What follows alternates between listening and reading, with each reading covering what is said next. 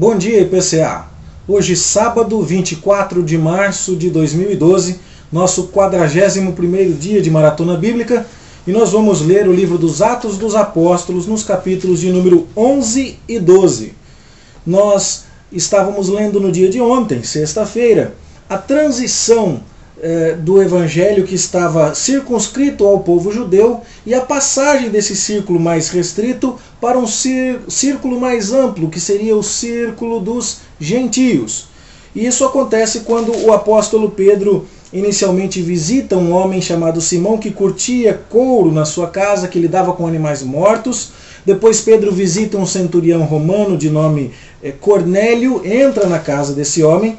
Pedro entende que Deus não faz acepção de pessoas, ele relata que sabia que era proibido a um judeu aproximar-se de alguém de outra raça, mas reconhece que estava sendo dirigido pelo Espírito de Deus nessa direção.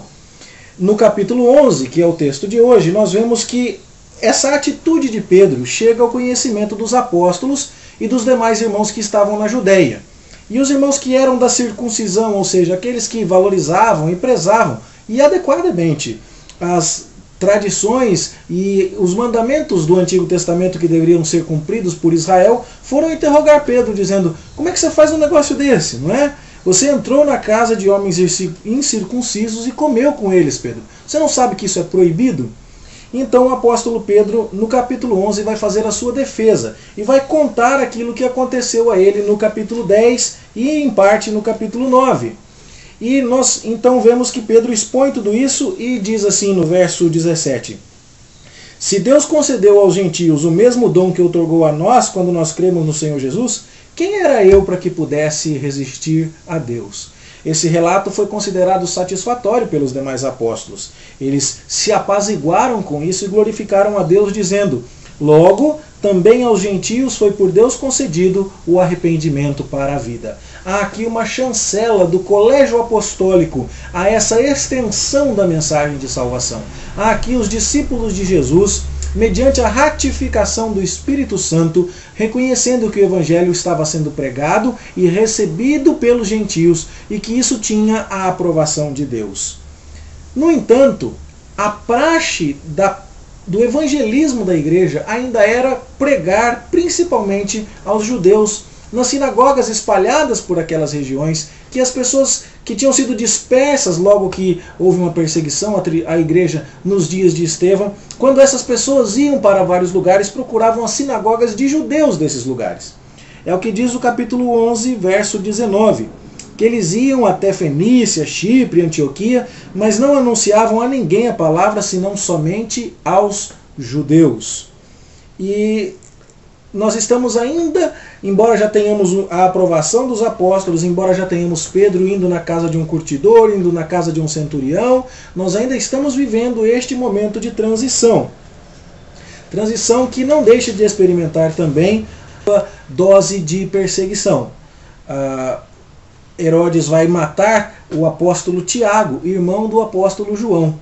Não é o Tiago autor da epístola de Tiago que leremos na semana que vem, mas é o Tiago discípulo de Jesus. O Tiago, autor da epístola de Tiago, é irmão de Jesus e se tornou um grande companheiro dos apóstolos e se tornou uma grande autoridade, uma referência na igreja primitiva.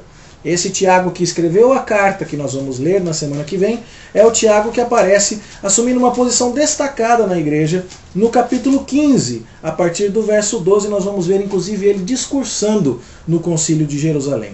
Morre o discípulo Tiago, irmão do apóstolo João. E aqui também a soberania de Deus é expressa. Deus foi glorificado na morte do seu discípulo. De maneira muito soberana, Deus administrou de forma muito diferente o destino de Tiago e o destino de Pedro. Tiago foi preso e foi morto ao fio da espada. Pedro foi preso, mas foi liberto e assim prosseguiu. Prosseguiu para depois ser, segundo diz a tradição, crucificado de cabeça para baixo, de acordo com a leitura que fazemos no Evangelho de João, no capítulo 21, de que Pedro haveria de glorificar a Deus com um tipo de morte particular. Pois bem, meus irmãos, quando terminamos o capítulo 12 do livro de Atos, nós temos a licença já dada e já reconhecida pelos apóstolos para que o evangelho seja pregado aos gentios. Temos Pedro fazendo isso, começando a fazer isso. E temos a igreja espalhada e temos gente falando a respeito de Jesus para os judeus nas diversas sinagogas das cidades para onde os judeus dispersos haviam ido. É bem nessa época que a carta de Tiago, que vamos ler na semana que vem, vai ser escrita. É para judeus espalhados pelo mundo daquela época que Tiago escreve. Por isso o seu destinatário da sua carta é aos judeus da dispersão. Ele está escrevendo a irmãos que têm um passado em comum, e a terminologia da carta é muito judaica. E não há assuntos aqui que são dessa adaptação de judeu recebendo gentios. A carta de Tiago não trata de nada disso. É por isso que na semana que vem nós vamos ler Tiago, que se encaixa muito bem aqui entre o capítulo 12 e o capítulo 13 de Atos. Você vai ver aqui no capítulo 13, Barnabé e Saulo vão fazer a sua viagem missionária. Você vai ver que lá, a partir do versículo 44, a cidade vai se reunir para ouvir Paulo e Barnabé, e no verso 45 os judeus ficam com inveja e tentam contradizer Paulo, e aí Paulo e Barnabé dizem: a gente tinha que anunciar primeiro a vocês, mas como vocês estão rejeitando, nós vamos nos voltar para os gentios. E aqui sim que a mensagem vai definitivamente ser endereçada agora, sem maior preferência para os judeus. E é dali para frente então que nós vamos retomar a nossa leitura depois que tivermos terminado a epístola de Tiago. Espero que você esteja acompanhando esse raciocínio, que qualquer dúvida não seja trazida para que a gente possa esclarecer, mas que você agradeça comigo.